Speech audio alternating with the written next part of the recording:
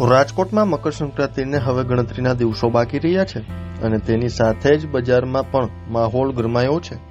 પતંગ, દોરા અને મકર સંક્રાંતિના ફૂડ આઇટમ્સથી લઈને નાના વેપારીઓ સુધી સૌના ચહેરા પર ખુશીની ઝલક જોવા મળી રહી છે। ઉત્સવની મજા સાથે આ તહેવાર રાજકોટના વેપારી જગત માટે પણ મોટી કમાણી લઈને આવ્યો છે। શહેરના મુખ્ય બજારોમાં જેમ સદર બજાર, ભરા બજાર, ગુંદાવડી, કાલાવર રોડ, સાધુ વાસવાણી રોડ અને જ્યુબેલી માર્કેટ વિસ્તારમાં પતંગ બજાર ધમધમતું જોવા મળી રહ્યું છે।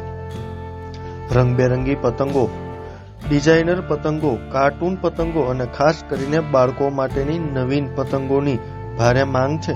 વેપારીઓના જણાવ્યા મુજબ આ વર્ષે પતંગના ભાવમાં ખાસ વધારો નથી થયો, જેથી વેચાણમાં નોંધપાત્ર વધારો જોવા મળી રહ્યો છે। વેપારીઓના અંદાજ મુજબ આ વર્ષે રાજકોટમાં મકર સંક્રાંતિ દરમિયાન કુલ મળીને આશરે 50 થી 100 કરોડ રૂપિયાનો વેપાર થવાની શક્યતા છે। માત્ર પતંગ નહીં પરંતુ દોરા બજાર પણ તેજીમાં છે।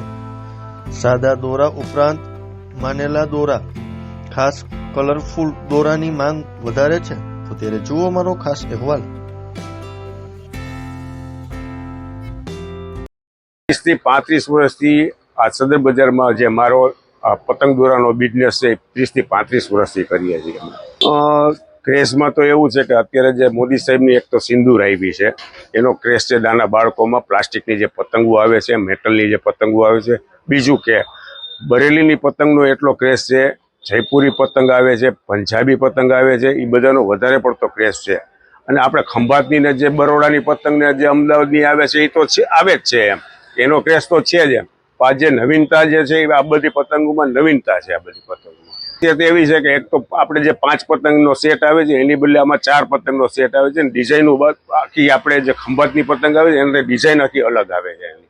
આવો ભાવની વાત કરીએ તો પતંગ અને દોરામાં કેટલા ટકાનો ગયા વર્ષમાં ને આ વર્ષમાં જે દર વર્ષે જે પતંગ દોરાના જે ભાવ વધારો આવે છે એમાં આ વખતે 15 થી 20% ભાવ વધારો આપ્યો છે। આ વખતે દોરાની વાત કરીએ તો દોરામાં અત્યારે જે બરેલીનો ક્રેઝ છે અને ડબ્બામાં જે શિવમ છે, આરડી છે, એનો વધારે પડતો ક્રેઝ છે।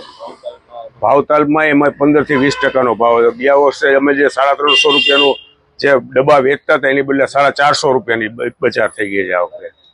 દર વખતે સદર બજારમાં કરોડોનો બિઝનેસ થતો હોય છે, આ વખતે કેટલી વેપારી તરીકે આશા આપે છે? જે દર વર્ષે જે 50 કરોડની આસપાસનો જે રાજકોટનો જે બિઝનેસ છે, હોલસેલ બજાર છે ને રિટેલ બજાર છે, એનાથી આ વખતે વધારે પડતો અમને 5 થી 10 કરોડનો વધારે બિઝનેસ થાય એવી આશા રાખીએ છીએ।